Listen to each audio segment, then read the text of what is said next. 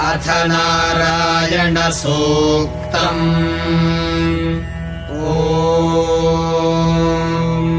सहस्रशीर्षम् देवम् विश्वाक्षम् विश्वशम्भुवम् विश्वम् नारायणम् देवमक्षरम् परमम् पदम् विश्वतः परमान् नित्यम् विश्वम् नारायणगुम् हरिम् विश्वमेवेदम् पुरुषस्तद्विश्वमुपजीवति पतिम् विश्वस्यात्मेश्वरगुम् शाश्वतगुम् शिवमच्युतम् नारायणम् महाज्ञेयम् विश्वात्मानम् परायणम् नारायणपरो ज्योतिरात्मा नारायणः परः नारायणपरम् ब्रह्म